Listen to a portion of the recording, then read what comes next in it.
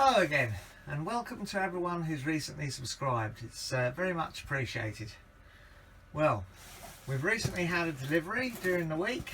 I haven't had much chance to look at it since we've been very busy at work, but I believe it's the new water pump for the van. It's well packaged. Yeah, it's a shore flow pump. I had a look online and I couldn't find the model of the whale type pump that we've got fitted in the van.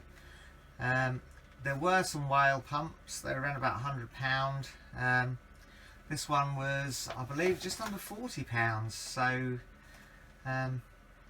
hopefully it's just as good. Anyway, here we go.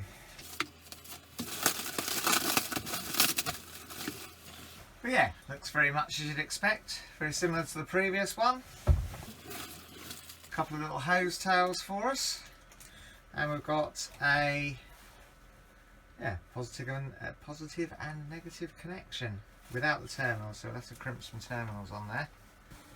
Of course, if you've seen the previous video, you'll know that the reason we're replacing the pump is because it was frost damaged and was making the carpet wet.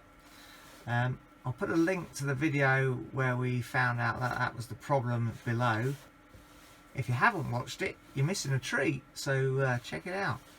Anyhow, let's get the packaging cleared away and the table put away and the cushions off the seats so we can see what we're going to do.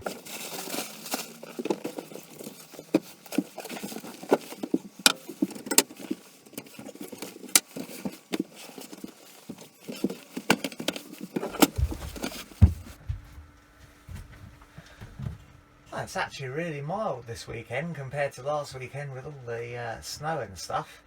I had to take my coat off. Well, the first thing to do once again is to remove the old pump. We never bothered screwing it down last time, so easy enough. Everything's still drained down from last week. Well, you can see there is water coming out. So water definitely stays in this pump when you drain her down. I'll have to soak that up in a minute before that finds its way too far. End this pump so it doesn't. Let's cut out that pipe as well, isn't it?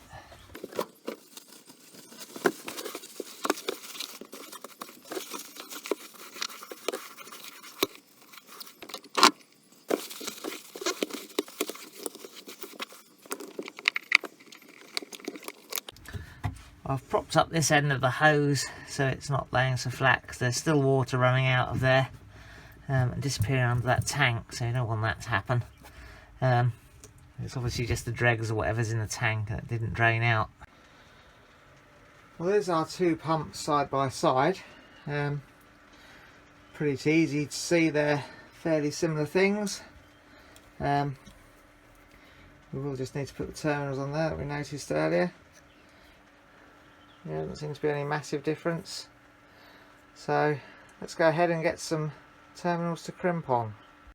Well, you would have thought, wouldn't you, in a set like this I'd have the right spade terminal, but I've only got the other end, and these are all screw-on ones. A little bit of history though. Look, Maplins. Don't get anything from Maplins anymore, I'm afraid. Wonder what else I've got in the garage. Righto, well, I haven't managed to find another spade connector, so I'm going to use an ordinary crimp to crimp connector for this wire.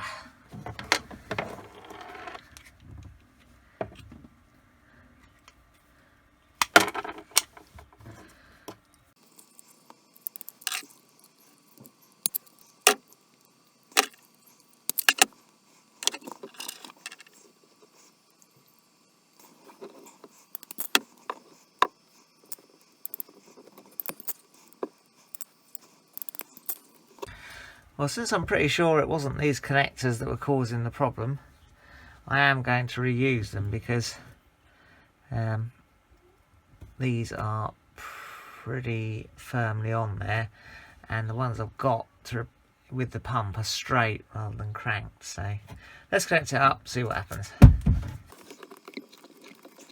Now of course the same thread, so they go on there pretty convincingly.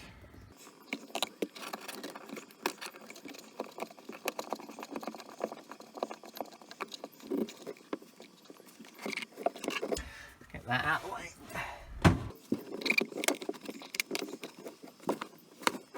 And now I'll just connect that earth wire in. Righto, well, I'm going to have another dry up, good dry up round, so that nothing is wet, and then we'll give it a shot and see if there's a leak.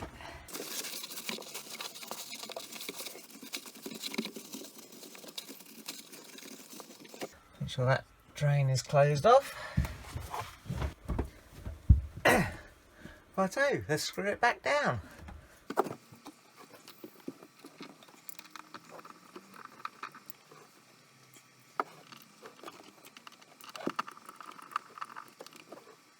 Doesn't want to be too tight because it's on rubber mounts, just to stop the vibration.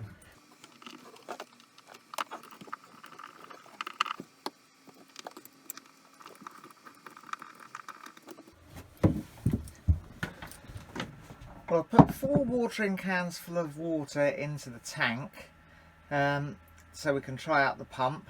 I don't think you really need to see me do that. So I'll make sure all the taps are closed and then we'll give it a shot. Okay, let's switch over to the caravan battery and then turn on the pump.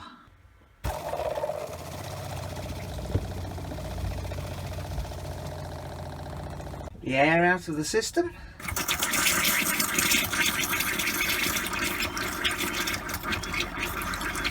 A lot of air that gets in here. Also comes through the hot water, you see. Although the hot water still isn't working yet.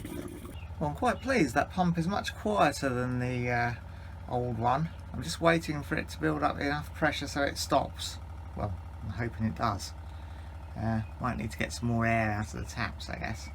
Well, the pump stopped, so it's the system is pressurised. Just going to run a good load of water through so that we can see if it is still leaking at the pump.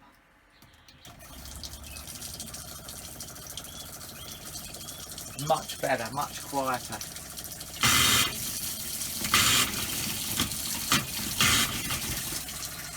Bit of air in the hot one still. I'm going to run some through in the bathroom as well.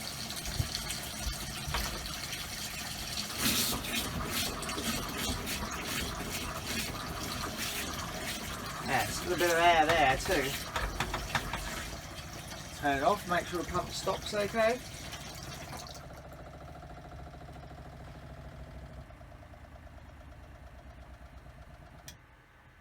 Perfect. I reckon you hardly hear that once you've got the cushions on the seat. Well, I've run pretty much all that water I put in the tank through the pump and I can't see any sign of any leaks there, so I'm pretty pleased with that. I'm going to call that a win, definitely. Although we seem to have seen off the worst of the weather, it's still possible we might have a freeze. There was frost on the car the other day, so I am draining down still the van after doing all that, just in case, because certainly don't want to do it all again just because it froze up. Well, of course, as well as the problems with the cold water, we were having problems with the hot water. And you may know that we sent the water heater away for repair. That's not come back yet. That's been a couple of weeks. I've tried emailing the fella and he's not come back to me. I'm hoping nothing is amiss. He does seem to be a well-respected repairer of water heaters within the older motorhome community, so I'm sure there's nothing wrong and that will come back soon, and then we can have working hot water and cold water in the van. So no more running around campsites with water bottles or boiling up kettles to do washing up and that sort of thing. That'll be great if we can get that working as well. Well, that's all for now. If you enjoyed it, press like, subscribe if you want to see some more, and ring the bell to to be notified when we upload something new.